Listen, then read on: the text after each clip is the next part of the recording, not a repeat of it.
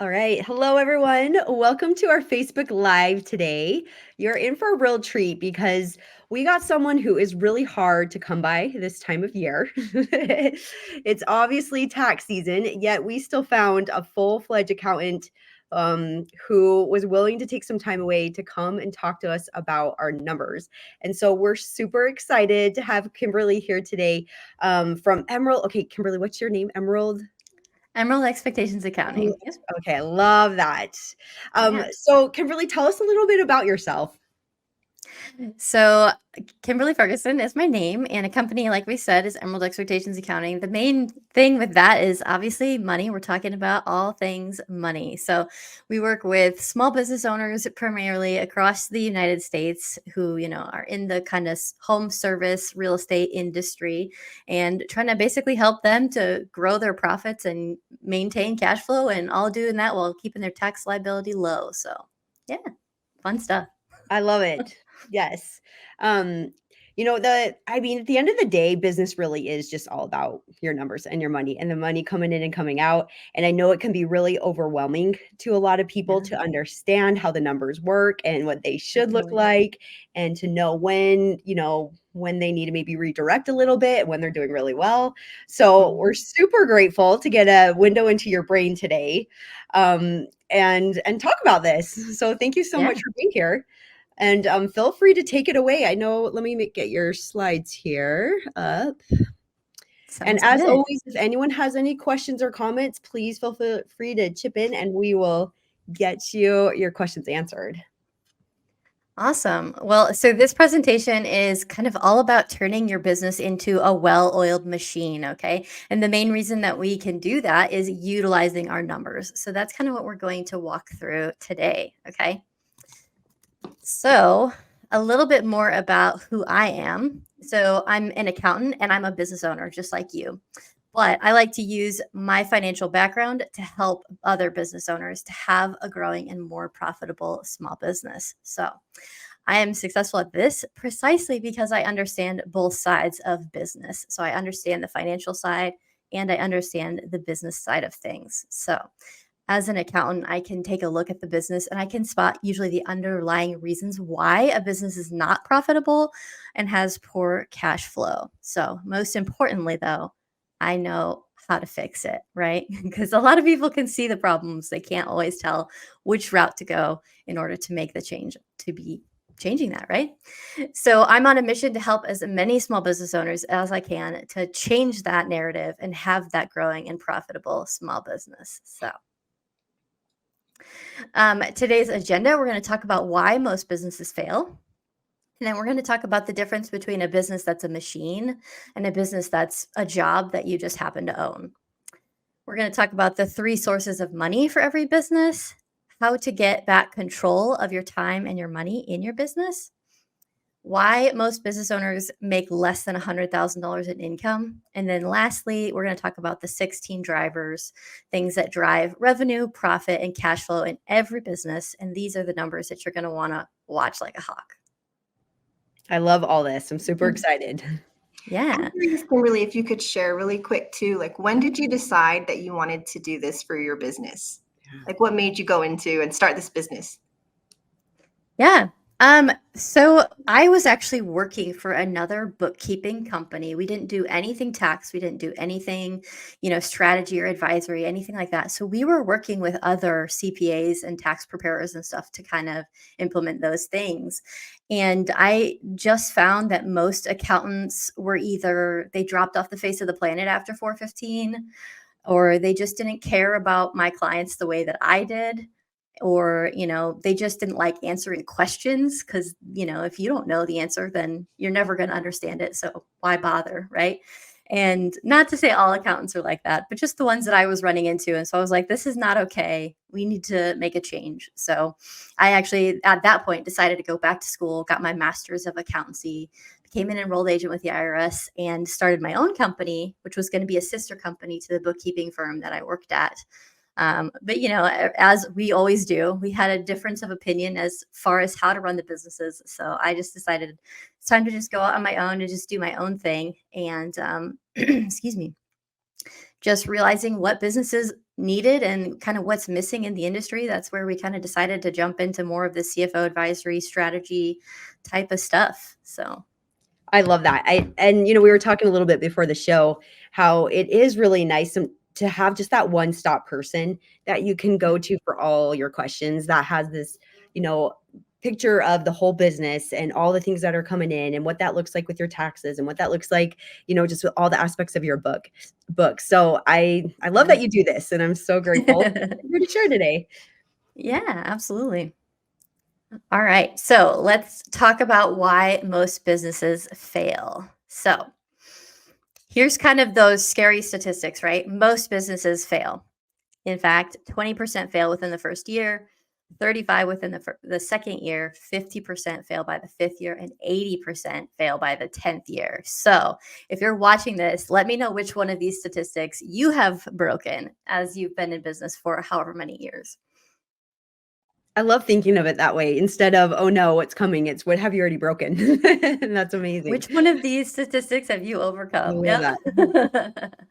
that. So think about it. Every one of two businesses are gone by their fifth birthday. So all of the time, the energy and the money that they have put into this is just gone, right? All of the hopes and dreams of the owner gone. All the owner has left is probably a ton of debt and the realization that they now have to go back and get a job, right? So what is the reason that most businesses do fail? They lacked money, right? Every business in the world who used to be here would still be here today if they had access to money.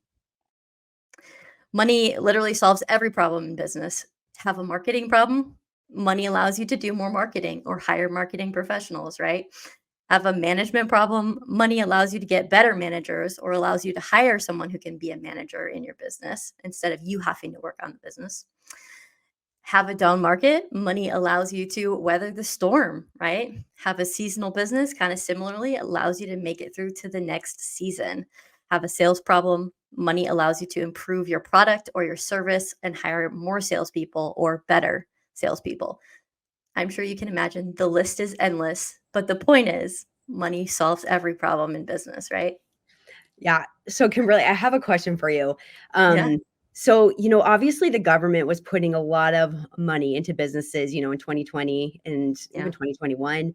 And then obviously that money isn't getting put in the same way as it was. And I know Yeah. even from our perspective, just in answering phones for, thousands of businesses across the US, seeing the effect of that there are more businesses that have gone out of business, that were Mhm. maybe thriving when that money was coming in. I'm just Yeah. curious your perspective on what you saw with all that and how it's affected businesses. Yeah, I mean, the biggest thing is that anytime there is a reason for people not to spend money, like interest rates are really high, and so they have less money to spend. Anytime like that, the businesses that aren't necessary, a lot of the times they're the ones that struggle. So, everybody needs insurance. So the insurance industry doesn't necessarily struggle, but not everybody needs to, upgrade their bathroom. And Mhm. so basically what the government was doing was giving these businesses money to get by, but unless the economy can recover, then we're still going to have problems. I mean, the government can continue to give money forever, and that's what would basically need to happen unless we can fix what's broken as far as the interest rates and as far as the rising inflation and the costs and stuff like that. So it's a tough time to be in business, that's for sure. It's a time to really know your numbers because you have to make Yes. sure you know them and know how to make them work for you, which is what we're gonna learn today. Because Exactly. there's not the handouts anymore like there was a couple years ago, so Yeah. I mean, all of those were kind of just designed to be a temporary, kind of band-aid. And so now it's left up to all the rest of the business owners who are still in business to kind of do things right and make sure that they are watching those numbers, make sure they know what to do when they see the numbers. And yeah, that's what we're going to talk about. So, money can come from these three sources, right? So we've got debt, which is, credit cards, bank loans, even vendors. Like if you kind of delay paying your vendors, then that's sort of like a credit.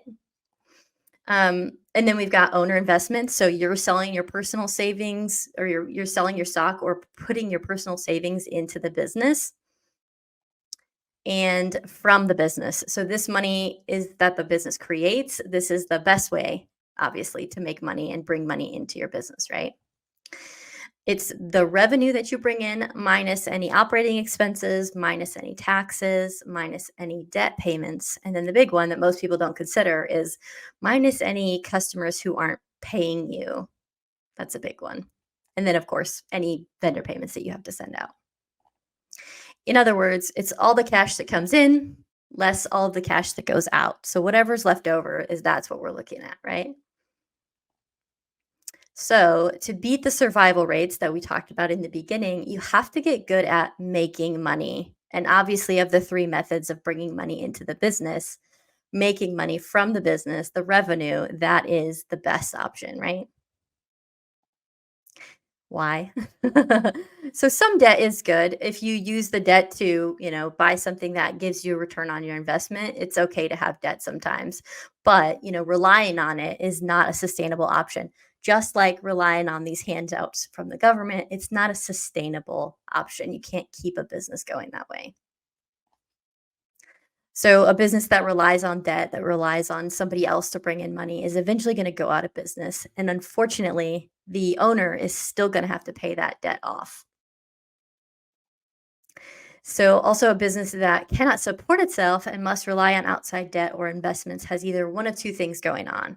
One, there's a chance of making a lot of money down the road. And this is the case of like pharmaceutical companies, tech companies, people who are really strongly investing in a product that is eventually going to launch, eventually going to be really successful, right? And then the other one is the business is not working and can't survive on its own, and it's taking on debt in order to sustain itself. Most businesses who have a lot of debt or other kinds of income coming in, they're going to fall into this second category. But the bottom line is the business has to get good at making money. So how do we do that? So the answer lies in turning your business into what I call a money-making machine. So what do I mean by a money-making machine? So it's doing what a machine is supposed to do, right? In this case, the business is the machine that's supposed to make money. If the machine is not working and doing what it's supposed to do, then like all machines that aren't functioning properly, you need to determine what the root cause is and then fix it. And all of this is so that your machine is running at peak performance and doing what it is supposed to be doing, which is making money. So let's use just like a washing machine as an example. Its purpose is to clean clothes, right? It's made up of multiple different parts. And if it fails at doing what it's supposed to do, there's a reason why. So if you find the reason why and you fix it, then your machine will get back to doing what it is supposed to do, right? Kimberly, one thing I love, well, I don't know if I love it. I don't know the right word, but one thing that's Mhm. interesting when you look at your numbers is I think a lot of business owners take for granted how easily the little things add up. We Yeah. often do this activity with when we go, to different conferences and things where Mhm. we have them calculate how much they miss a month, a year, and then over 3 years just from missing a couple calls a day and the Yeah. potential revenue that could bring to their business. And you don't think it's a big deal, but then once you look at it over a year and it's like $300,000 and then over 5 years or way over a million, all of a sudden Yeah. that little thing you realize is actually a big thing. And so it's Yeah. like these little leaks in the washing machine can actually really build up. Yeah. Exactly. That's a great example. So, in other words, if the washing machine isn't washing the clothes properly or as good as it should, then there's a reason why. And simply finding the reason and fixing it is all you really need to do. But do this only if you want your machine to do what it's supposed to do, right? It's the exact same thing with your business. So, your business should be thought of as a machine. Its purpose is to make money. It's made up of multiple different parts. And if it fails at doing what it's supposed to do, then there's a reason why. So, if you find the reason why and you fix it, then your machine will get back to doing what it's supposed to do. In other words, if the business machine isn't making enough money or as much money as you'd like, there is a reason. So, we'll find the reason and we'll fix it, right? But again, only do this if you actually want your machine to do what it's supposed to do, right? So if you can get your business to make money or make more money, then what can you use that money for? That's what I want you to think about.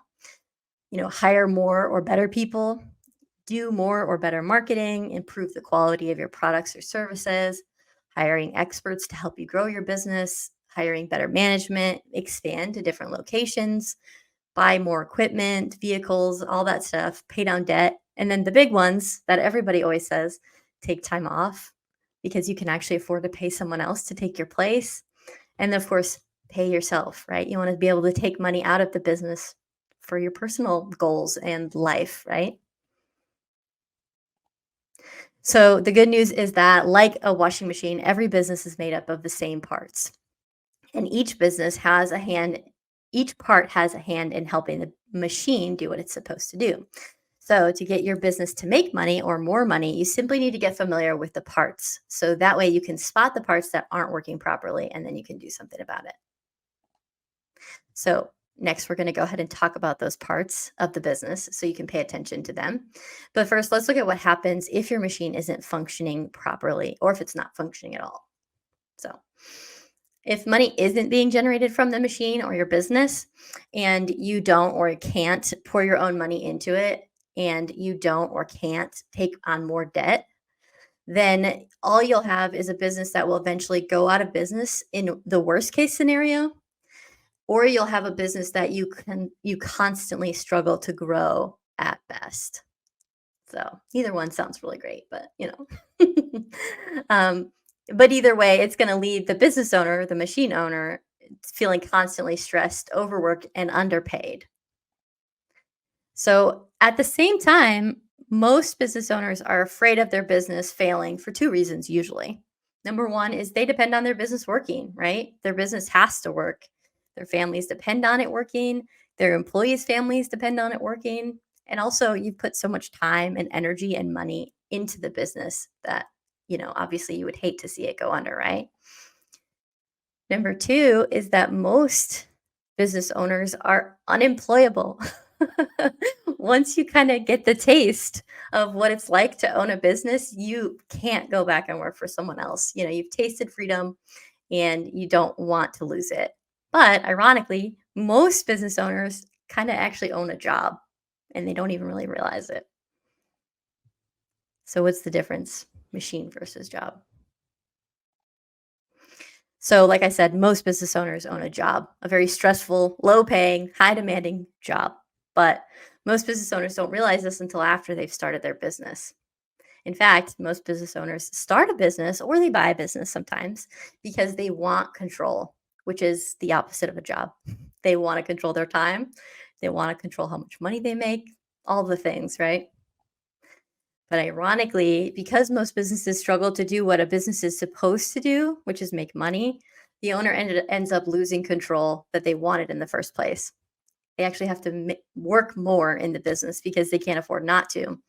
And they have to work for less because their effective hourly rate goes down because of how much they're working, or they have to lower prices due to competition. At the same time, most business owners who started a business because they want control actually started it because they're skilled at a craft. An HVAC tech starts an HVAC business. A dentist starts a dental practice. You name it, they start something that they're good at, right? Because of this, the business owner inadvertently just starts a business that's more like a job that they own.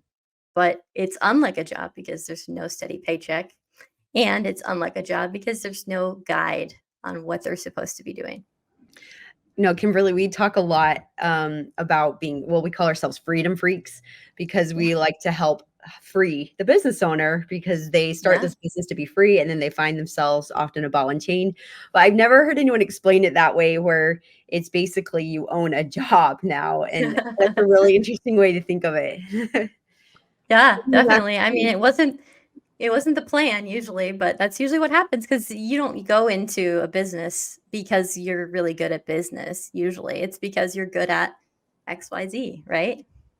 Yeah, this is like such a great part to bring up in a live also, because I was just thinking about as perspective. It's so easy to start a company in the Yeah. US. Here in Utah, it's Mhm. one of the easiest states. You do it online, it takes about 5 minutes. You click a bunch of buttons and you're registered as a business. And Yeah.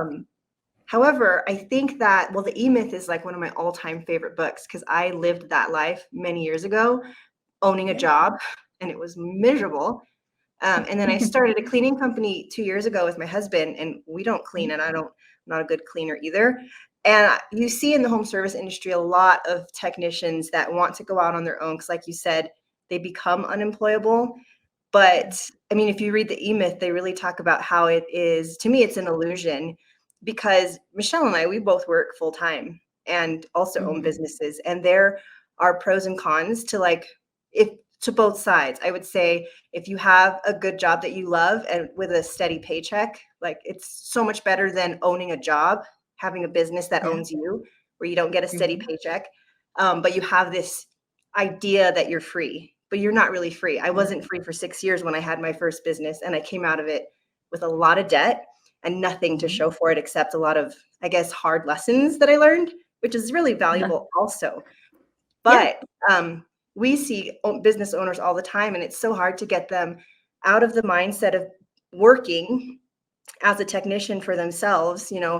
They won't hire people like you're probably going to get into because they just don't think anyone could do the job better than them. And so they just get Mhm. stuck in this never ending cycle of working overtime constantly for themselves. So, Yeah. Absolutely. Okay, so in the absence of a steady paycheck and guidance, the owner does what the owner knows how to do, which is what you were just talking about. They rely on their skills. So an HVAC tech spends most of their time doing HVAC things, right? A dentist spends their time doing dentist things, so on and so on, right?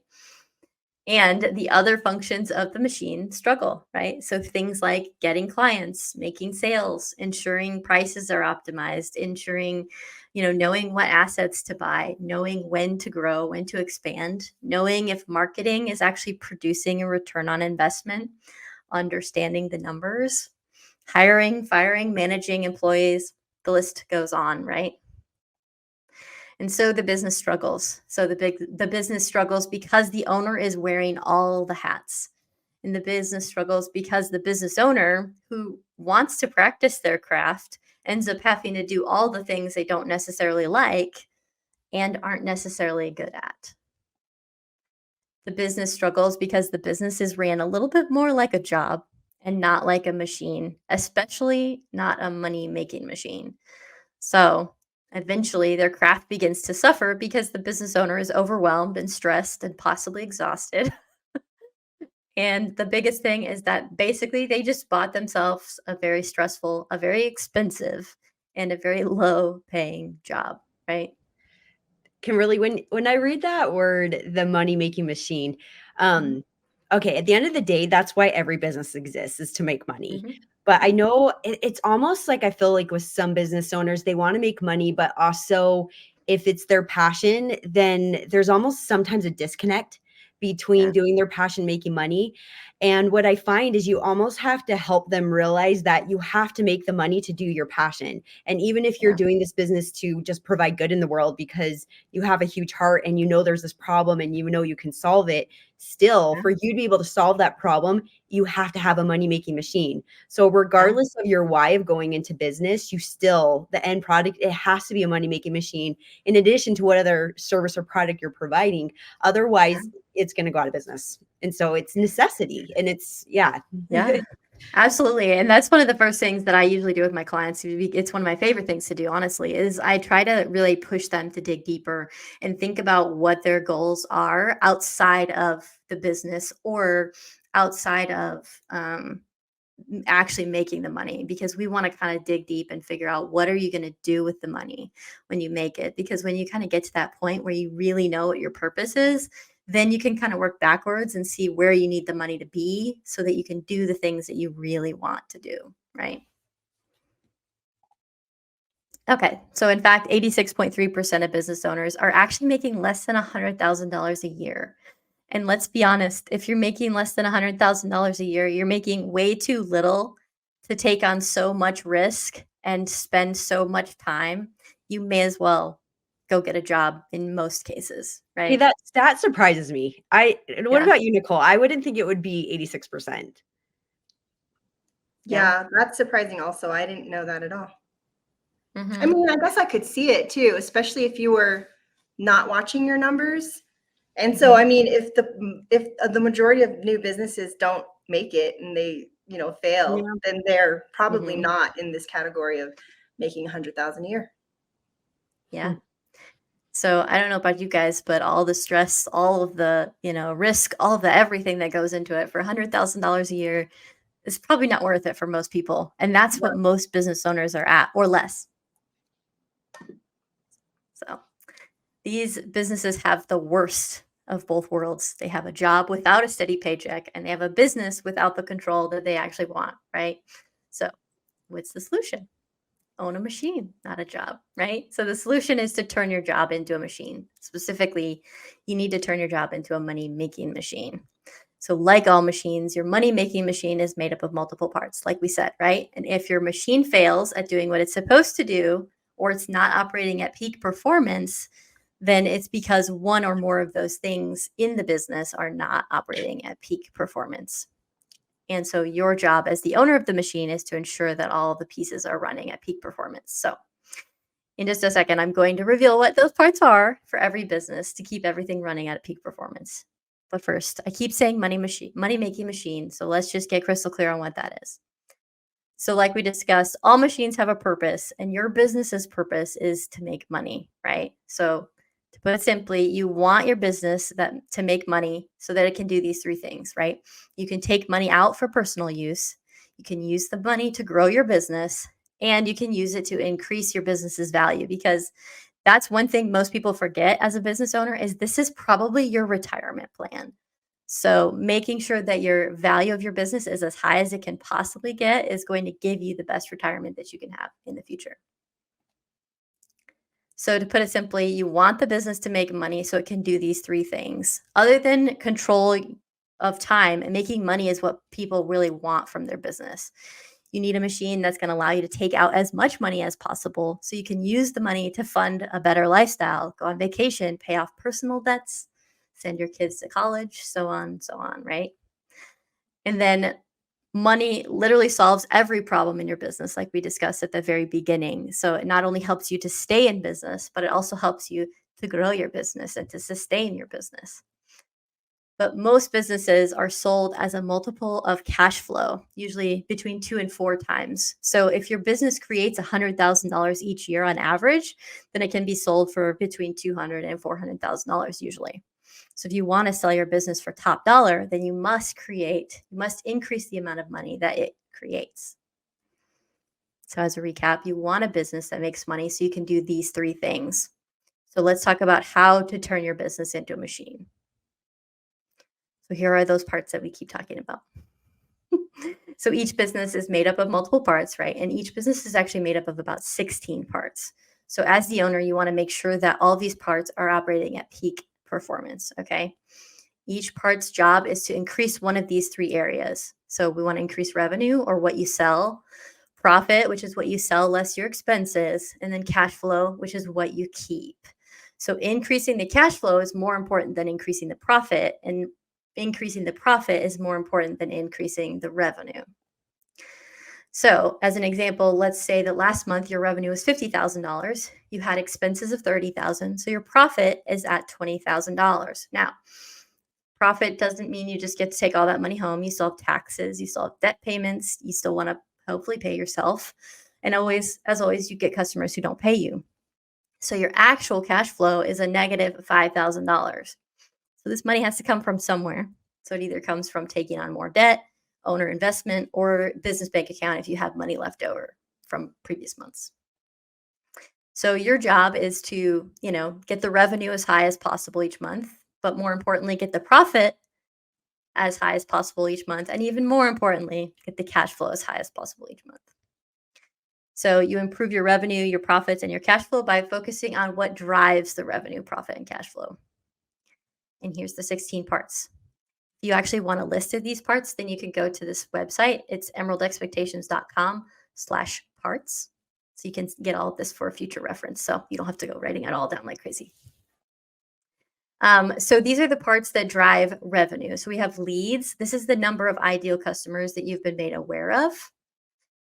Conversion rate, the percentage of the leads that you're able to turn into paying customers. Retention rate is the percentage of customers who come back each year. Purchase frequency is the number of times a customer purchases in a year. And then average transaction value, so the average value of each purchase every customer makes. And then we have our profit drivers. So the first one is cost of goods sold. And this is how much it costs you to provide the goods to each transaction. And this is the same for if you have a service. How much does it cost you to put on your service, right? And then we have marketing expenses. So the total cost of marketing, and we measure this as a percentage of your revenue.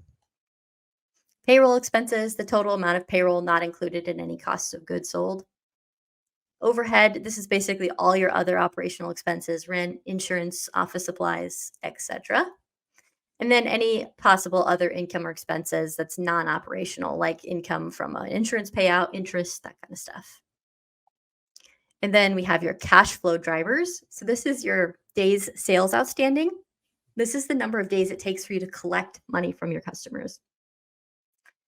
Days inventory outstanding. This is the number of days to sell your inventory. Sales or purchase of assets. So selling of assets will increase cash flow. Purchasing of assets is going to decrease cash flow. Days payable outstanding. So this is the number of days it takes you to pay your suppliers or your vendors. Using or paying down debt. So using debt or bringing on more debt increases your cash flow. It brings more money into the business. But paying down debt decreases your cash flow. But again, be careful, as debt should only be used to purchase something that is going to have a good return on investment. And then the last one is owner investments or draws. So investing your own money will increase the cash flow of your business, and taking distributions out will decrease the cash flow. But I don't know about you, but I prefer distributions, right?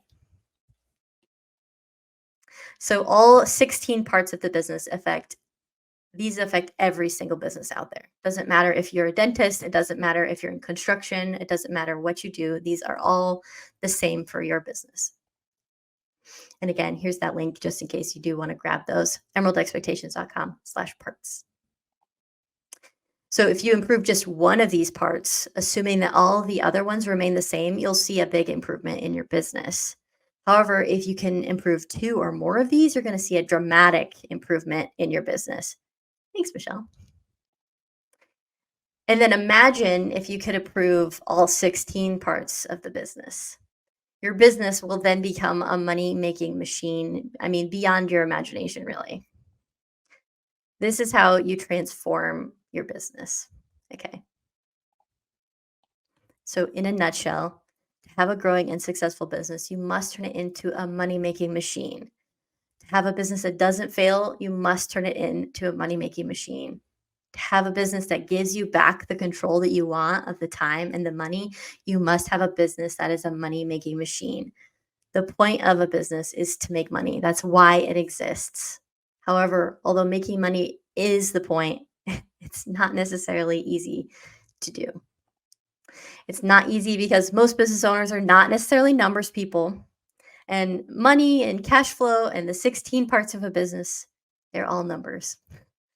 Most business owners understand that they need to know their numbers, but they're not exactly excited to pour over all the data to understand the parts and determine which ones need improving. But I am. So as I said, I own Emerald Expectations Accounting. I'm a financial professional who works exclusively with the small and medium-sized business owners. And I do that one thing well. I transform businesses into the money-making machines. And that's what I'm passionate about. That's So awesome. I help businesses. Yeah, go ahead.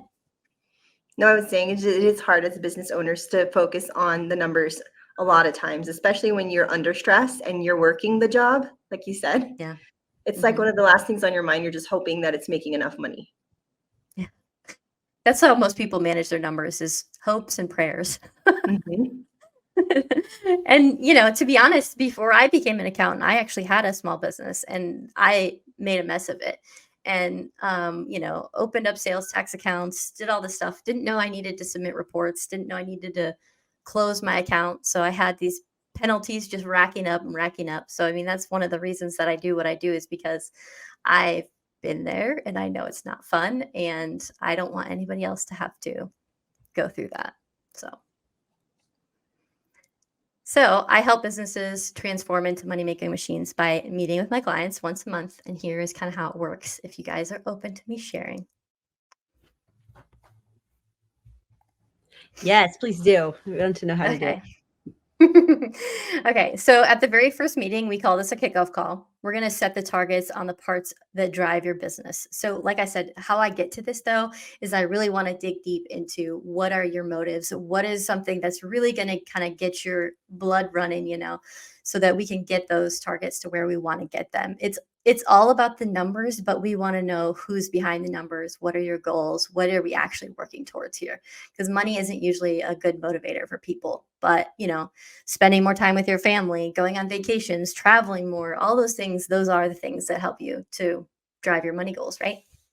So at the end of the kickoff call, you'll know exactly where you're aiming for when it comes to all of these drivers: revenue, profit, and cash flow. And we want to make sure these targets are aggressive, but also realistic. Okay. So you don't want to say you want to make $1 million if you only made $100,000 last year. We want to find somewhere in the middle. I want you to have a wildly successful business and make a lot of money. Then each month, we're going to analyze the business and the numbers to determine how well your business is performing. And then I'll forecast where I think you're headed when it comes to your revenue, profit, and cash flow. That way we can take steps now to prevent any issues that might come up in the future. So I'll do this before we even get on our call each month. And then each month, you and I will get on a monthly call via Zoom. And I'll clearly show you where you've been and where you're going, so you know exactly how well you're doing at staying on track to hit those targets that we set. And then I'm going to give you a super simple color-coded scorecard. It's going to be crystal clear as to what's working and what's not working in your business. It's literally like a stoplight. Like, red means this is not going well. Yellow is like, let's proceed with caution. Green is like, you're good to go. Try and make it nice and easy. And then this is kind of where the magic of the service comes alive. You and I will then create a plan in that same call, specifically designed to keep you on track to hitting your targets for that month. Instead of guessing what to focus on, I'm going to tell you straightforward. At the end of the call, you're going to have a precise action plan of next steps that you can take over the next 30 days for you and your team to implement. And that means the only thing left to do is execute the plan. Because the plan is specific and detailed, you'll know exactly what to do during the month to execute the plan. However, if you do run into any roadblocks or questions, I'm always just an email or phone call away. You'll have unlimited access to me at all times, and I will be your go-to financial guide. Then each month, we'll go ahead and repeat this process all over again. The entire point is so that you can go from owning a stressful job to owning that money-making machine we've been talking about. So transform your business with us. Let's get on a right fit call. And we'll just kind of spend 20 minutes or so on a Zoom call, learning more about each other, ensuring that I'm a good fit for you and you're a good fit for me. And if so, I'll share with you exactly what I'll do for you, how I'll do it, and then, of course, the fee. I know you're all wondering what that would look like. So if you decide this is right for you, then you can actually go to emeraldexpectations.com/schedule, or you can email me at Kimberly@emeraldexpectations.com. And here's maybe if I can get it to go forward. It won't go forward. Hold on. Last page. There we go. There's those links for you guys if you need them. And I'm sure Michelle will share them in the comments. Yeah, let me add that other one as well. I love how the simplified version of it you can get with the scorecard, red light, green light, yellow light. I like the process like laid out. It looks simple, like easy for my brain to see, like exactly what you would do, which is what business owners need, because it's obviously overwhelmed 24/7. Mm-hmm. That's kind of the big goal. Is I want you to know what your numbers are, but I don't want you to have to like spend all of your time digging into the numbers, because that's not really your thing, right? So you'll know where you are at all times, but you don't necessarily have to figure out where you are at all times. I have a quick question. If you had, so you had staff members who, like I have a general manager and I would love for her to know a lot of this information. And there's one, like I'm very much a fan of letting the professionals do what they do best. And so if you had a client that had a GM or someone that you wanted, would you do calls with them as well, with them on, so you can explain some of the things? Because you want your GM or your manager to be tracking numbers also daily, weekly, monthly. And it would be helpful to have you on there explaining that to them. So it's coming from an outside source. That's a good point. Yeah. And actually, it's going to depend on what their position is. So like if they're kind of the person running the day to day, then it might be that that's actually the person that I would meet with on a regular basis. Right. If you both needed to be involved, then we could definitely have both people on the call at the same time. That way you guys are all three on the same page. Everybody knows what everybody's supposed to be focusing on. Everybody knows what the numbers are, kind of all that stuff. Yeah. Yeah. Awesome. I like the proactive approach because, again, I think a lot of times it's just you just know someone's doing it. You're not worried about it. And then you're just, if the money's all gone, you're like, wait, what's going on? Or it's tax time. Wait, I got to make sure my books are good. But where you're proactively, and there's someone there to say, hey, it's time to look. It's like your weigh-in. It's time to see how you're doing. There's just that accountability and that consistency. And whatever you focus on, expands and it becomes more powerful. Yeah. So I love that. So what would you say to a business owner who is like, well, I have a bookkeeper, they do my taxes, here locally.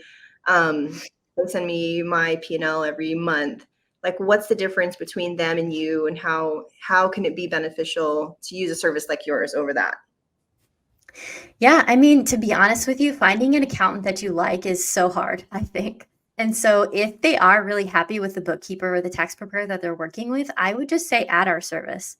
So add our CFO service on top of that. We can take the numbers that the bookkeeper provides and still do all of the same stuff. The only difference would be just that we wouldn't be taking care of the books.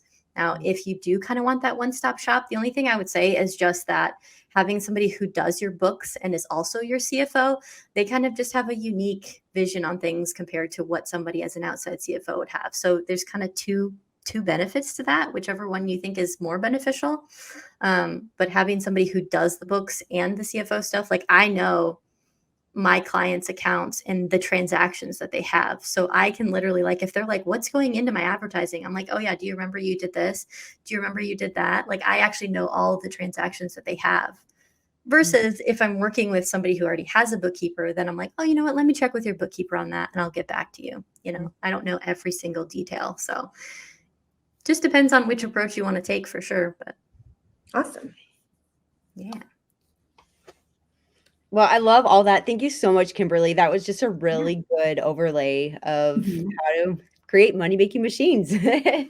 So I absolutely love that. Thank you so much for your time today. Again, especially even though it's busy season, we really appreciate you joining us today. And thank you everyone who joined us on the live as well. So yeah, thanks for having me.